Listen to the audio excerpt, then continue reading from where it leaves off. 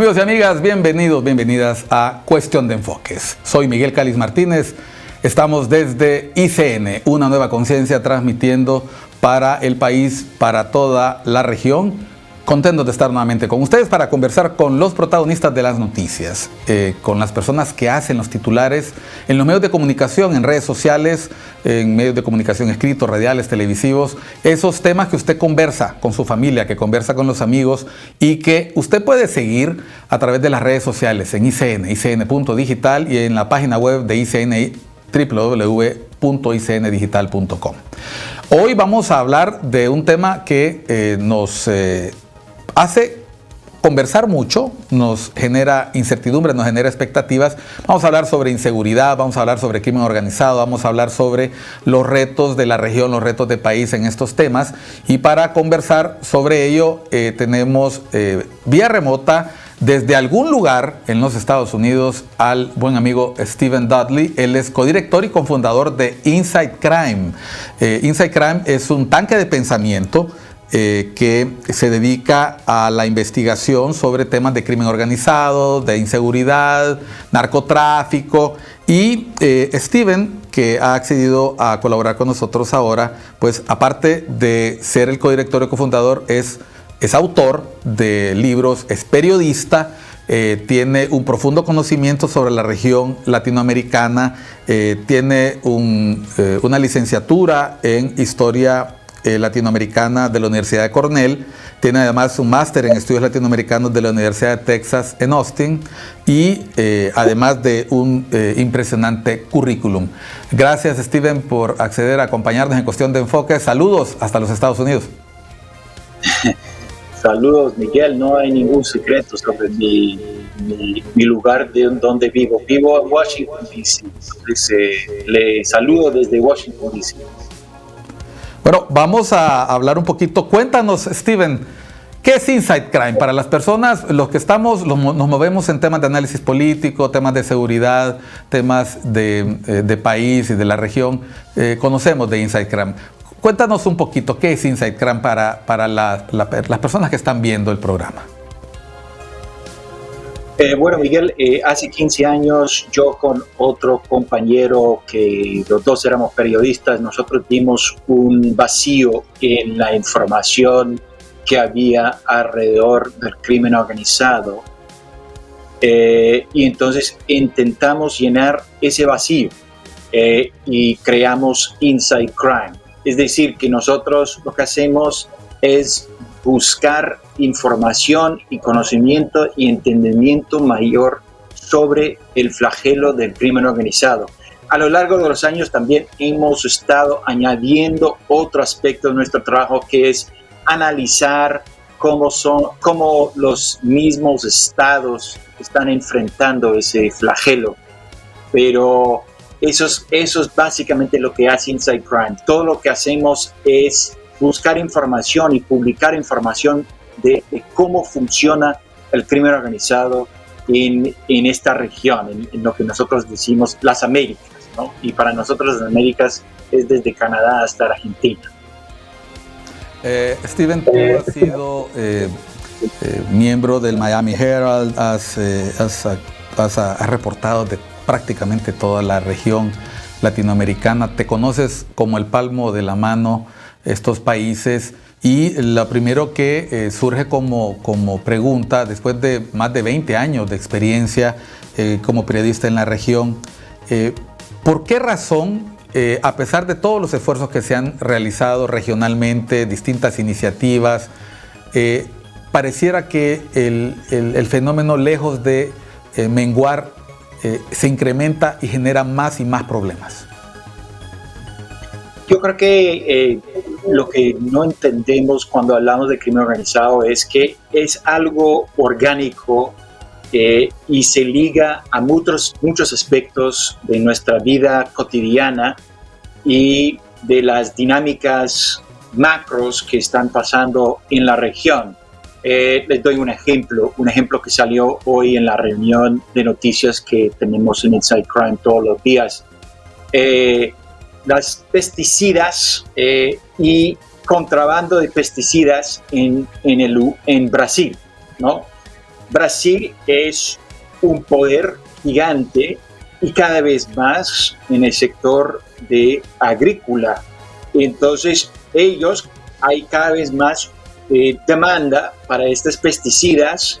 ¿Y quién está llenando ese vacío? Pues el crimen organizado. Eso está ligado a unas dinámicas económicas mucho mayores que simplemente, digamos, la industria de pesticidas, pero es un ejemplo de cómo es que las dinámicas macro influyen en lo que son, digamos, las actividades del crimen organizado. Esas actividades del crimen organizado operan en zonas donde no hay Estado, por ejemplo, y por eso, mientras el Estado no puede ocupar ciertos espacios físicos, bien sea dentro de una cárcel, por ejemplo, o por fuera en áreas rurales, entonces el crimen organizado llega a ser como una especie de árbitro a veces en las relaciones humanas que hay en esos espacios. Entonces ahí también va creciendo orgánicamente dentro de esos espacios. Entonces, en vez de pensar en crimen organizado como algo foráneo, algo que está intentando penetrar una burbuja que nosotros hemos creado, tenemos que pensar en crimen organizado como algo que está creciendo dentro de esa misma burbuja. Exacto, entonces al aumentar los desafíos de los mercados, al aumentar las necesidades de ese mercado interno, grupos que se dedican a la actividad ilegal aprovechan esos espacios vacíos de Estado, también espacios vacíos de sector privado, donde no hay suficiente suministro de un material o de otro, y obviamente se benefician de la necesidad que tiene un mercado de llenar esa oferta. Ahora, cuando te abordé, te dije, quisiera que habláramos de inseguridad, de violencia, de crimen organizado y corrupción. Confieso que es porque básicamente son los grandes temas que Inside Crime y que tú le has dado seguimiento durante toda esta larga experiencia. Me llamó mucho la atención de tu última publicación sobre la Mara MS-13, sobre la Mara Salvatrucha. Por ejemplo, hablando de la respuesta estatal al crimen organizado, hemos podido ver cómo esa respuesta a las pandillas como un fenómeno genérico ha ido variando desde las figuras de mano dura de la primera década de los 2000, luego una etapa donde parece que el Estado se da cuenta que es importante pactar con los líderes, después de eso esa fórmula se abandona y se ha retornado, quizás el caso más emblemático sea el de El Salvador, a un combate férreo e incluso que raya en la restricción de derechos fundamentales, pero que tiene un gran apoyo por parte de la población. Este cansancio ha llevado a reconocer que las estrategias han fallado y que se pueden intentar salidas, yo le quiero llamar creativas, pero que a la larga pueden convertirse en una amenaza para la democracia en la región?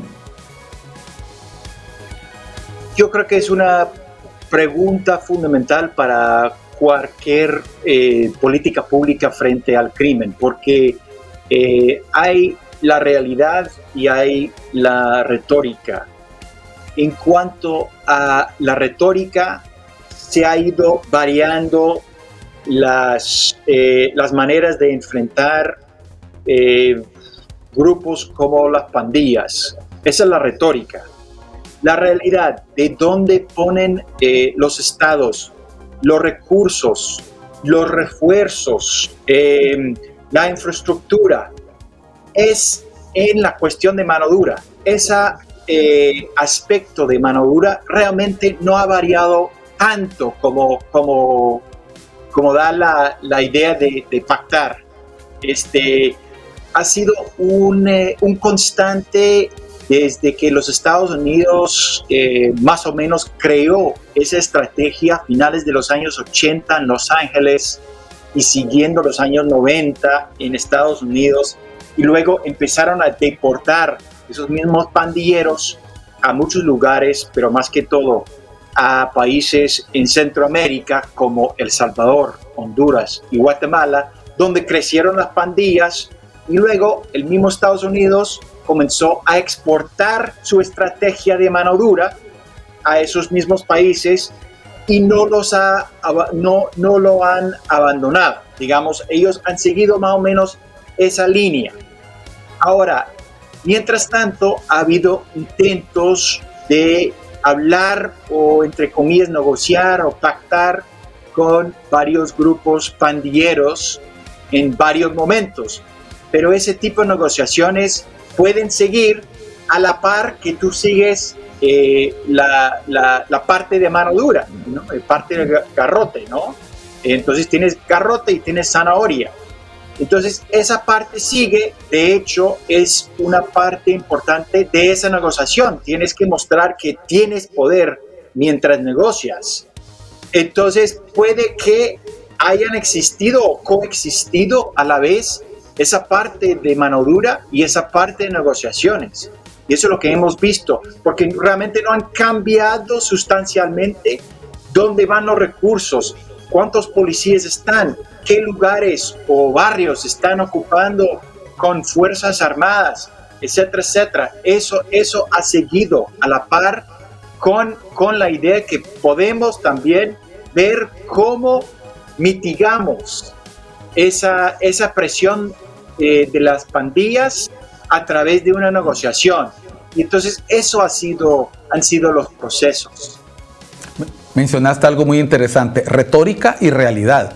Cuando uno va a las comunidades donde las pandillas tienen presencia y tienen influencia y son parte de la cotidianidad, uno puede apreciar que en el caso de El Salvador ya son 3 generaciones prácticamente de pandilleros, en el caso de Honduras son 2. Estamos viendo ahora hijos, nietos de pandilleros, pero totalmente asimilados en las comunidades. Ya no se trata de aquella figura, el tatuado, la persona que se esconde al amparo de la noche. Se trata de personas que ya participan en negocios, muchos de esos negocios lícitos, bien para lavar de dinero o también para generar recursos para el mantenimiento de la pandilla. Me llama mucho la atención que, por ejemplo, aquí para el Mitch, estoy hablándote de hace 25 años, fueron los pandilleros los que protegieron los hogares de la gente que tuvo que abandonarlos en medio de la tormenta, en medio de las inundaciones.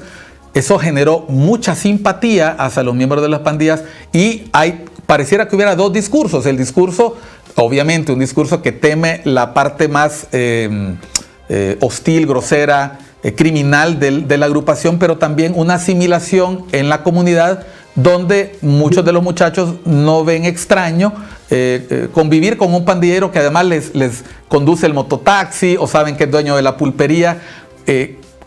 Tenemos que aprender a convivir con las pandillas. Sabemos que este es un fenómeno que no es nuevo, existió en Chicago, existió en Irlanda, ha existido en Italia desde hace mucho tiempo y ha mutado. ¿Qué perspectiva le ves tú a la pandilla, visto la respuesta que hay ahorita en El Salvador y que en los otros países no se atreven todavía a una respuesta tan radical? Es que las pandillas son principalmente un fenómeno social y luego un fenómeno criminal. Y siempre los hemos tratado como si fuera criminal y hemos pensado que podemos mitigar ese problema encarcelando a todos porque es un problema criminal.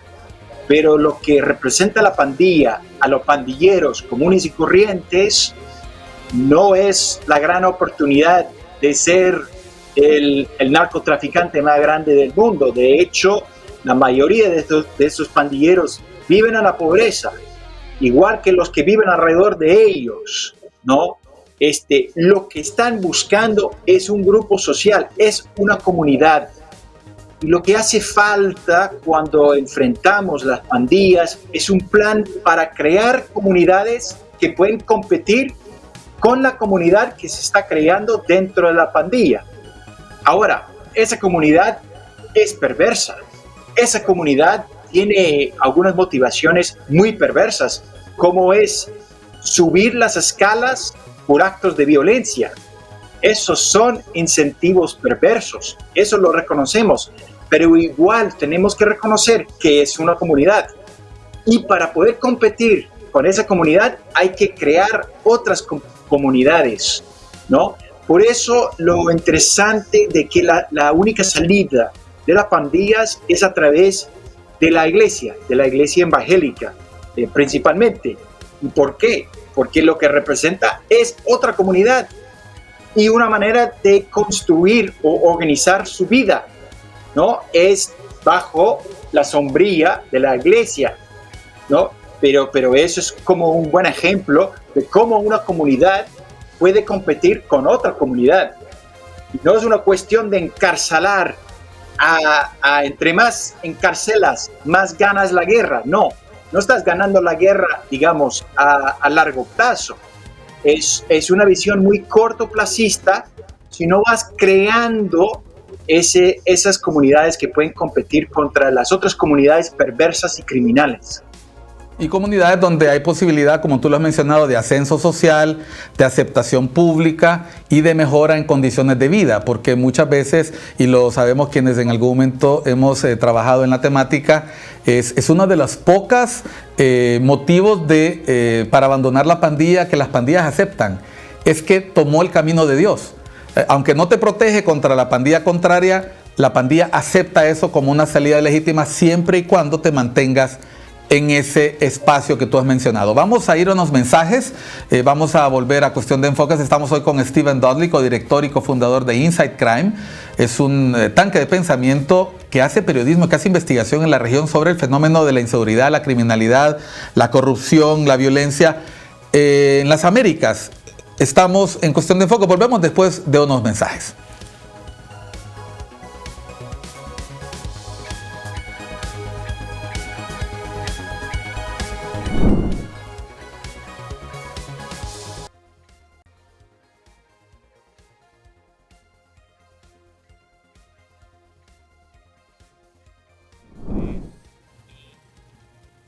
Continuamos en Cuestión de Enfoques por ICN, una nueva conciencia. Estamos con Stephen Dudley, codirector y cofundador de Inside Crime, un tanque de pensamiento ubicado en los Estados Unidos que investiga y hace periodismo sobre los temas de inseguridad, violencia, crimen organizado y corrupción en la región de las Américas. Stephen, empezamos hablando de pandillas porque estaba haciendo una alusión a tu libro sobre la MS-13 y explicaste un poco para la gente que nos está viendo y escuchando cómo tenemos que ver el fenómeno, obviamente entenderlo y obviamente demandar a los estados una respuesta más integral a lo que representa, porque muchos de estos grupos crecen, se diseminan precisamente en un contexto donde hay carencia de satisfacción de necesidades básicas, de derechos esenciales, y el grupo se convierte en un espacio de interacción para el joven que no tiene otros lugares donde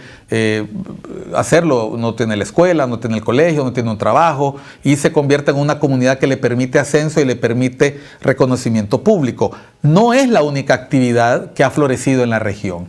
En tanto crimen organizado, hablamos también de las bandas criminales vinculadas a la narcoactividad. Se ha hablado mucho de la penetración de la narcoactividad en la región. El juicio de un expresidente en este momento en Nueva York, un expresidente hondureño, te dice lo lejos que puede llegar esta actividad en su penetración en las esferas públicas y privadas. No es la única persona, su hermano ya guarda prisión, hemos tenido otros políticos detenidos allá, el señor Rosenthal, su primo, y diputados, exdiputados que en este momento aguardan juicio. Esta influencia del narcotráfico en la región, que ha sido capaz de permear las élites, ¿hemos llegado a lo más alto que se puede llegar o solo es el principio de algo que se puede convertir en cotidiano? Miguel, es una buena pregunta, pero no sé si hay más alto que el presidente, a ver si me lo dice, porque eso es muy alto. Han llegado a las altas esferas de la política. Pero no solo eso, sino que se han incrustado en el funcionamiento del mismo Estado. Y no solamente en Honduras, sino en otros países que nosotros estudiamos. Tal vez el ejemplo más claro de eso es Venezuela hoy en día. Venezuela es un Estado, no quiero decir como mafioso, pero no es exactamente no está lejos de esa expresión, ¿no? Es un Estado que funciona en base de las actividades ilegales que están pasando en su país, bien sean actividades de narcotráfico o minería ilegal, principalmente esos dos, pero también de contrabando, del flujo de la moneda y cambio de la moneda entre el dólar y bolívar y todo lo que implica eso, todo lo que gira alrededor de la industria petrolera y la corrupción, que son grandes niveles de corrupción por ese lado. Entonces, es un ejemplo, y me pregunta, ¿hasta dónde puede llegar? Puede llegar hasta allí, que todo el gobierno está, digamos, en funcionamiento de actividades criminales.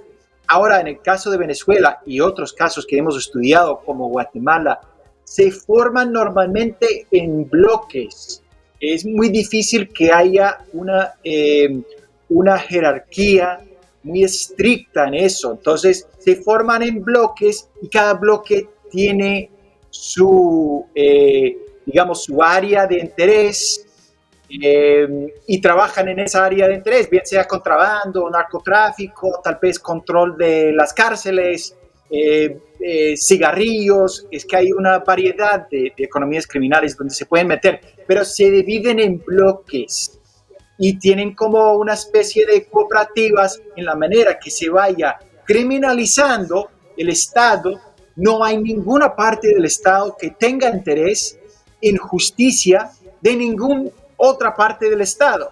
Entonces se va como generando una relación simbiótica en la cual no quieren ver al compañero que está en otro bloque judicializado, porque eso puede tener implicaciones a ellos o a esa persona misma. Entonces se va como reforzando, y eso es, una vez que se va creando ese tipo de Estado mafioso, es muy difícil romperlo, porque tienen intereses y motivaciones para mantener estable el régimen criminal.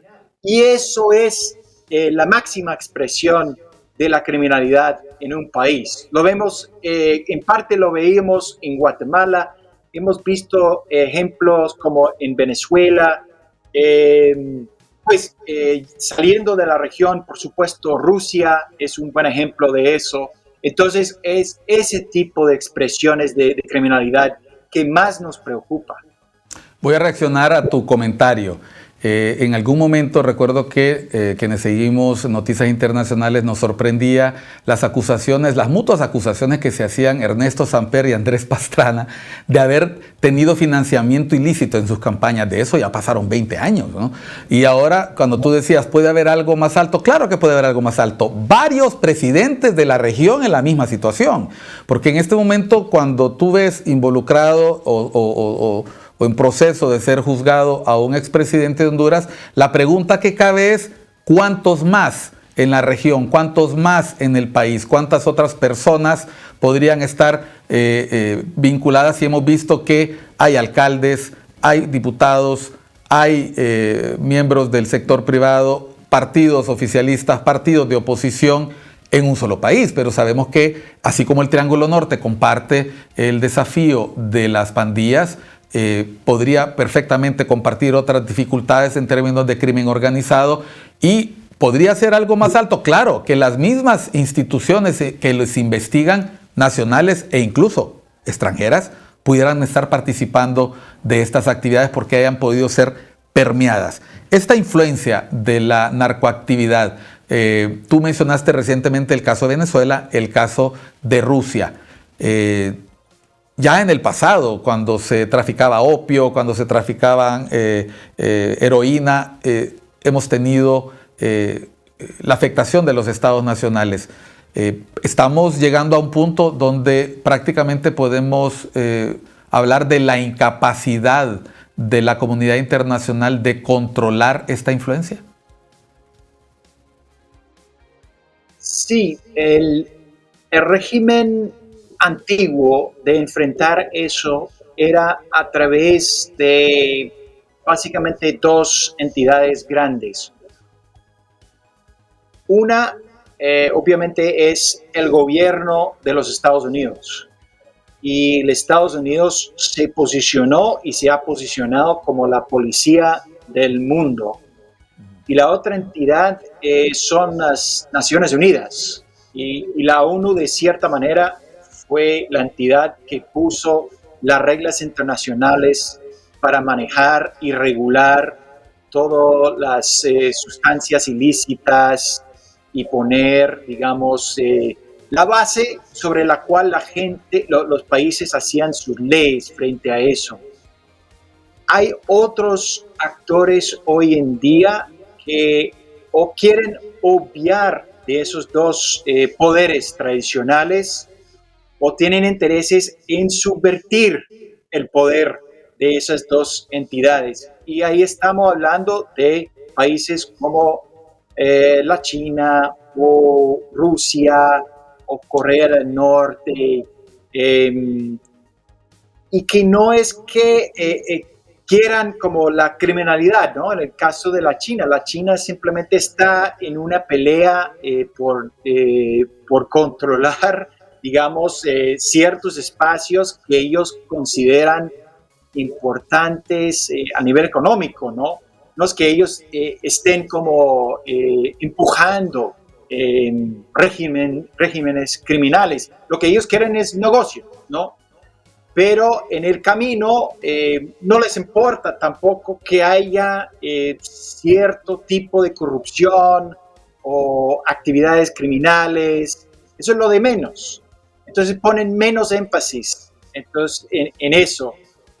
O en ciertos casos, ellos mismos están empujando ciertas actividades ilegales, que sería el caso de la pesca y la pesca masiva que hay alrededor de todo el continente en las Américas, y lo que genera esa posibilidad es una gran demanda por parte de la China y digamos cierta permisibilidad por parte del Estado de la China de permitir que empresas bien estatales o privadas están haciendo la pesca ilegal en una gran parte de las Américas. O otro ejemplo es que la industria química de la China es gigante, o sea, es la más grande del mundo de por lejos, y es lo que más está dando los precursores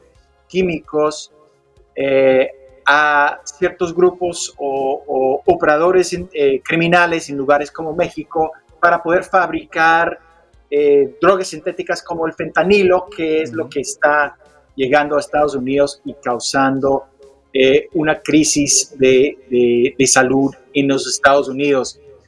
Pero, de nuevo, esas tendencias y dinámicas también tienen que ver con dinámicas criminales y económicas. En el caso de precursores químicos, por ejemplo, las empresas que están siendo parte de eso, pues forman parte de redes muy importantes a nivel político y locales dentro de la China. Entonces, digamos, de nuevo, ellos están ya dentro de la burbuja, no están penetrando la burbuja como nosotros lo pensamos. Y entonces hay cuestiones, digamos, globales que están haciendo esa pelea de mitigar el poder del crimen organizado mucho más difícil a nivel internacional. A ver, Steven, ahorita que estabas comentando el tema del fentanilo, a mí me ha causado sorpresa en los últimos años cómo Honduras, por ejemplo, pues estamos aquí ubicados en el país, pasó de ser un país de tránsito, en el caso de la cocaína, a ser un país donde se cultiva coca.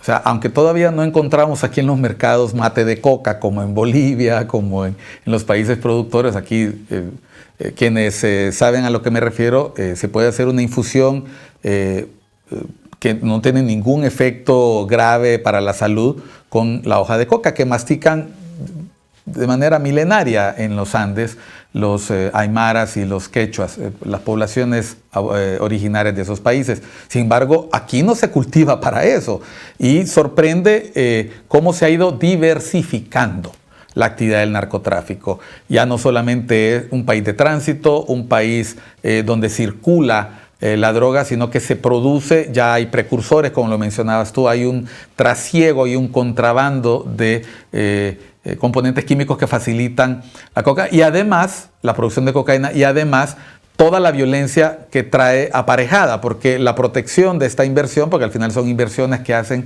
las personas que se dedican a este negocio ilícito, es protegida a sangre y fuego, es decir, se organizan ejércitos particulares, aumenta la violencia en la región y se empieza a tener control sobre el territorio. A eso súmale el fentanilo que es una adicción que anuncia ser problemática no solo para los Estados Unidos, sino para el mundo entero, y que en la medida que vaya avanzando el tiempo vamos a conocer hasta qué niveles de gravedad puede atraer.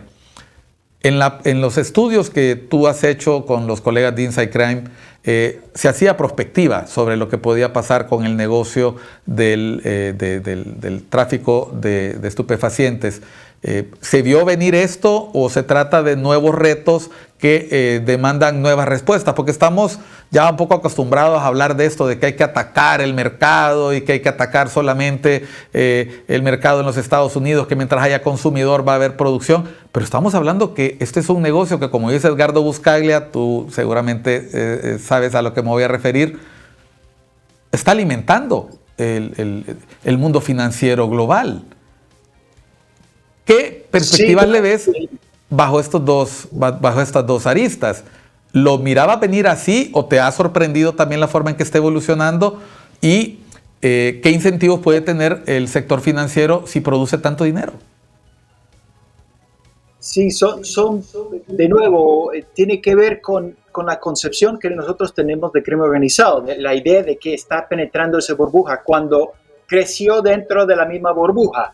Y cuando hablamos de esto, gente como Eduardo Buscaglia o nosotros mismos, es desde esa perspectiva de que es parte ya del funcionamiento de no solamente, digamos, de la vida bancaria, ¿no? del mundo bancario, sino también de las hipotecas, del desarrollo de ciertas actividades agrícolas, por ejemplo, la palma africana, todo ese financiamiento del crecimiento del ganado en ciertos lugares, el crecimiento de las actividades de la tala de madera, está ligado. No es que sean como dos cosas distintas, sino que es parte de eso. Y en cuanto al desarrollo de las actividades ilícitas o de los productos ilícitos, porque realmente estamos hablando de grupos que están buscando ser los proveedores principales o los transportistas o los terceros dentro de un mercado gigante de un producto. Entonces tenemos que pensarlo así, es un producto, cocaína es un producto y la gente lo está buscando. Entonces, ¿quiénes son los que están dando ese producto al mercado? Pues son esos grupos, los grupos más grandes que se han organizado alrededor del mundo. Pero por un lado, la cocaína es algo ilegal. Y por el lado de drogas sintéticas tenemos otro problema. Es que la base sobre la cual se hacen las drogas sintéticas es la industria química legal.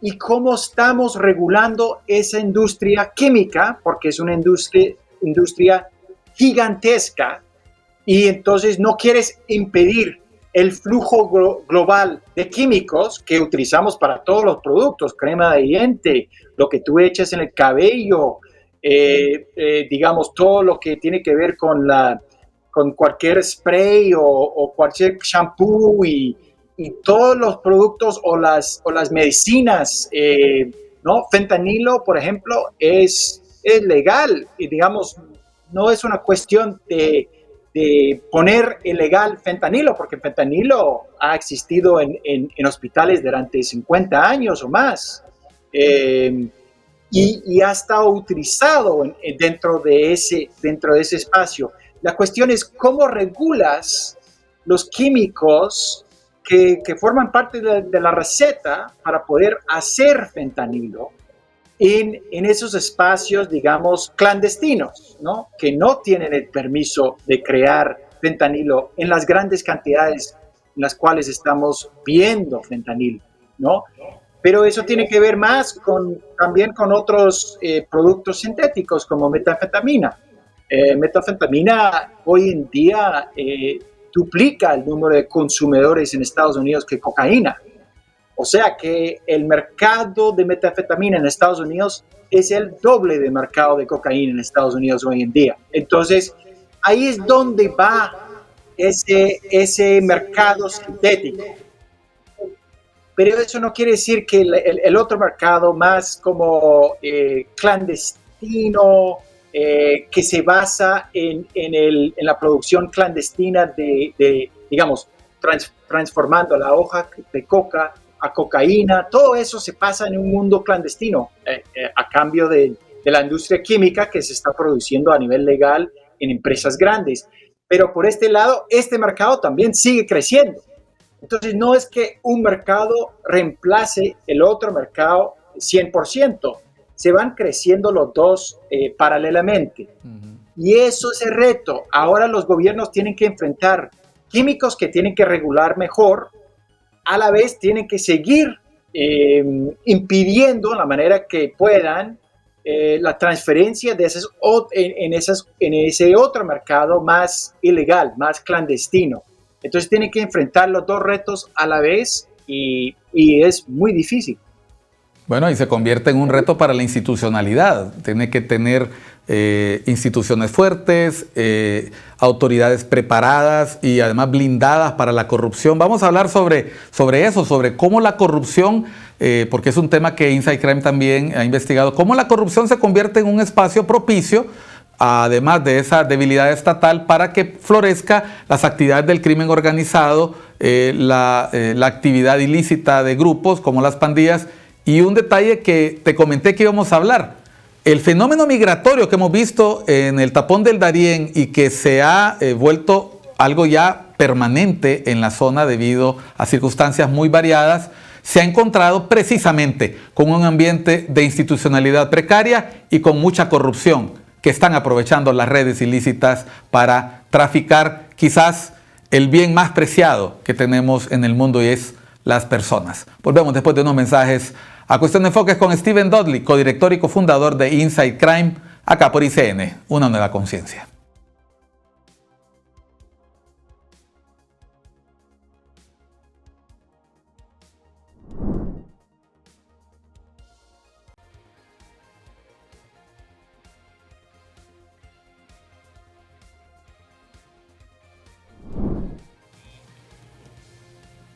Estamos en Cuestión de Enfoques por ICN, una nueva conciencia. Soy Miguel Calis Martínez, hoy conversando con Stephen Dudley. Él es codirector y cofundador de Inside Crime, un tanque de pensamiento ubicado en los Estados Unidos. Especialistas en temas de inseguridad, violencia, crimen organizado y corrupción, en el estudio de esos temas. No vaya a pensar usted que en llevar a cabo esos temas. Stephen, mencionábamos en los primeros dos segmentos pandillas, narcoactividad, la penetración del crimen organizado. Ha llamado mucho la atención porque yo sé que es un tema que en los Estados Unidos está en el primer nivel en titulares, la migración irregular. Hay todo un debate que en las últimas elecciones ha sido clave para las elecciones norteamericanas y nuevamente vuelve a estar en la portada. La crisis migratoria, ¿qué hacen los países vecinos? Y hemos visto con preocupación, tenemos que decirlo, creo que tú que conoces la región también te debe preocupar, es esas cantidades exageradas, impresionantes, que nunca habíamos visto de flujo migratorio desde América del Sur, que no solo implica venezolanos, sino también personas de otras nacionalidades que enfrentan el peligro del tapón del Darién y transitan por Costa Rica, Nicaragua. Cada país enfrenta el fenómeno de manera diferente, pero que se ha beneficiado de esa institucionalidad precaria y de la corrupción en la región. Llama mucho la atención que se ha hablado de la participación de pandillas y de actividades ligadas al narcotráfico también como una actividad paralela al negocio. Estamos hablando de verdaderas transnacionales del crimen. ¿Qué han hecho ustedes en la investigación de las redes ilícitas y estas conexiones con relación a la migración, al tráfico de personas? Yo quisiera comenzar con una idea un poco macro frente a eso, y es la contradicción explícita que hay en la política frente a la migración. Los Estados Unidos lleva casi 40 años empujando lo que es una economía global, donde abre las fronteras para capital, y a la vez ha estado promocionando la idea de que se puede encerrar mano de obra, y encerrando mano de obra en cada país, de donde sea, ¿no? Ahí entonces pueden mantener o controlar las tendencias migratorias. Pero si se va a abrir las fronteras para capital, ¿por qué no abrirlos para mano de obra también? Y eso es un poco la contradicción, digamos, política que existe en cuanto al tema migratorio. Pero más allá de eso, hablando del crimen en sí, obviamente esas restricciones de movimiento de mano de obra en la región, lo que hace es crear oportunidades para el crimen organizado. No tanto para los pequeños, aunque durante una temporada grupos como grupos pandilleros, por ejemplo, podían aprovechar de ese flujo migratorio, o bien para ser depredadores y robar, digamos, secuestrar o extorsionar los migrantes, todo eso, o también para trabajar como espías o como contrainteligencia. Lo que hacían era sacar información de personas que están viajando, pasar esa información a otra gente, a grupos normalmente más grandes, más poderosos que ellos, para que esa gente secuestrara o extorsionara a las mismas personas que ellos estaban sacando, de que ellos estaban sacando información. Y esos grupos grandes son hoy en día los que más están aprovechando de ese mayor flujo de migrantes que estamos viendo en la región. Son esos grupos que están ya cobrando por cabeza el trasiego de esos migrantes. Ellos no ponen normalmente la infraestructura para mover esa gente.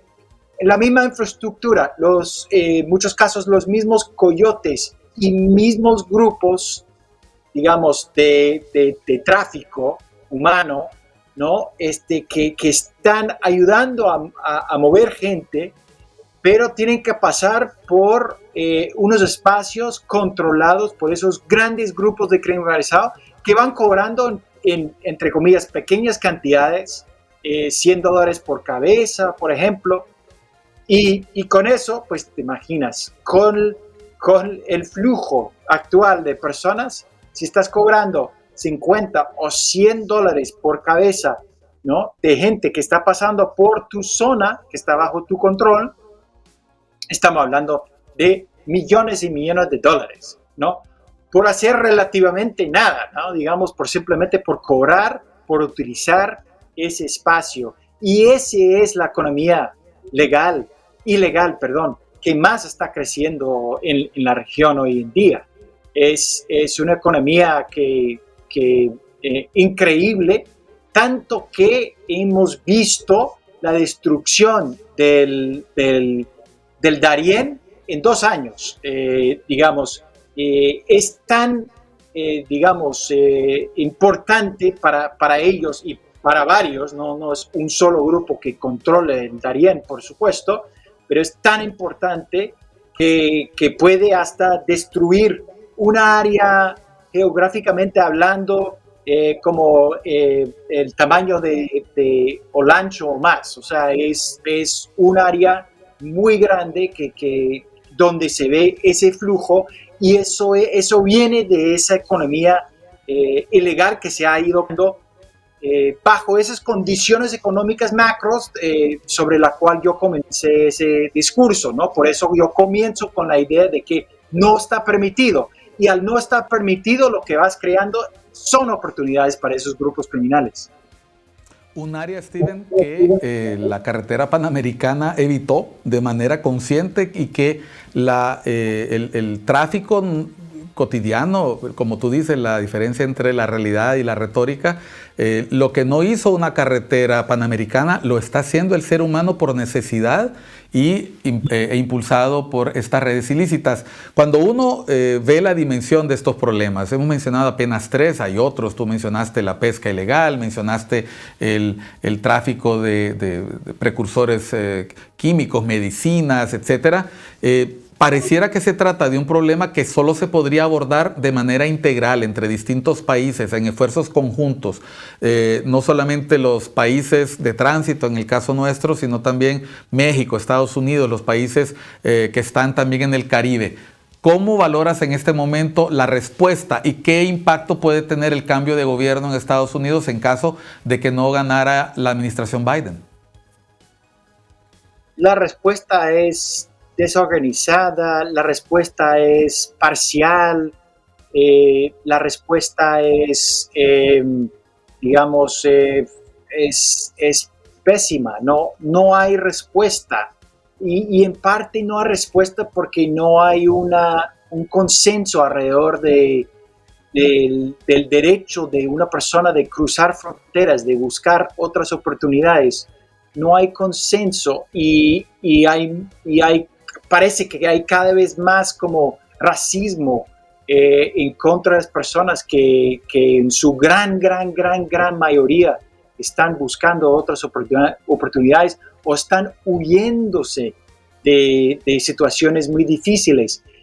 Para cerrar el círculo de Venezuela, Venezuela es el lugar donde más ha tenido, digamos, personas que han salido en los últimos años, ¿no? Obviamente ha habido otros países en otros momentos, pero en este momento son venezolanos que están en Chile, que están en Perú, que están cruzando el Darién en grandes cantidades, en situaciones completamente inhumanas y difíciles, donde pues nosotros, por ejemplo, hicimos unas entrevistas con venezolanos en la frontera con Estados Unidos, donde habían cruzado Darién y hablaban de un grupo de 30 y hablaban de que 14 murieron, ¿no? O sea, la mitad de ellos murieron en ese camino. Entonces te puedes imaginar los retos que están enfrentando y no hay, digamos, no hay una respuesta internacional y ni hay como reclamo tampoco. O sea, lo que está pasando en Gaza, en Medio Oriente, es terrible y lo que se ve alrededor de ese conflicto es un interés casi constante y una presión constante. No voy a decir que logren sus objetivos, pero hay ese interés constante. Mientras que en esta región tenemos una crisis muy parecida de una salida y huida de varios países y pasando por circunstancias terribles, muriéndose, y no hay ese interés. Y eso es lo que impide o lo que no empuja a la comunidad internacional a tener una respuesta contundente. Steven, nos quedan apenas 2 minutos para finalizar el programa. De mi parte, mucho agradecimiento por la claridad con la que has expuesto, por el tiempo que le has dedicado al programa. Me gustaría pedirte, en estos 2 minutos que quedan, una reflexión final sobre la necesidad de demandar políticas públicas, de demandar respuestas integrales, de demandar atención. La situación que Honduras ha vivido en los últimos años, el recrudecimiento de la violencia, la penetración del crimen organizado, el mismo juicio contra el presidente Hernández y a importantes actores políticos, pareciera una oportunidad. ¿Oportunidad de qué? Sí, me gusta cómo lo pone Miguel, la idea de tener unas políticas públicas mucho más integrales, mucho más balanceadas, mucho más con el ojo en la idea de que enfrentar el crimen organizado no es solamente encarcelar masivamente su gente, que eso es muy cortoplacista. Lo que hemos visto, lo que la historia nos cuenta es que eso a largo plazo no funciona. Así que recurrir a esas ideas manoduristas donde siempre caemos es una visión muy, muy cortoplacista, y ojalá podamos ir empujando y creando soluciones mucho más integrales, más programas sociales, de educación, de salud, y tener como ese acercamiento a la problemática de una manera con mucho más matices y mucho más sensatez.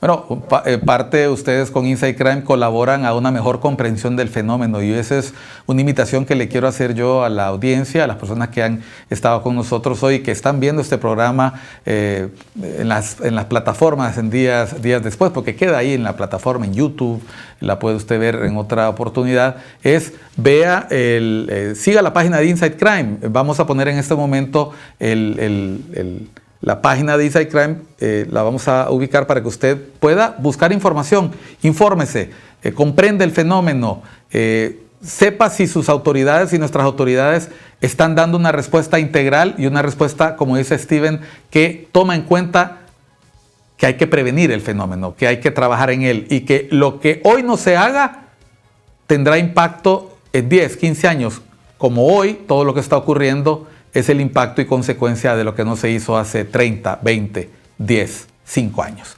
Gracias, Steven. Gracias por tu apoyo. Saludos hasta Washington. Espero que no esté haciendo mucho frío. Muchas gracias, Miguel. Por nada, y me ha gustado mucho la entrevista. Muchas gracias por todo. Gracias a ti. Esperemos que no sea la última oportunidad. Y gracias a ustedes que han estado con nosotros en Cuestión de Enfoques, hoy por ICN, una nueva conciencia. Les invito a seguir con la programación regular de ICN. Vea las noticias, vea los deportes, siga ICN.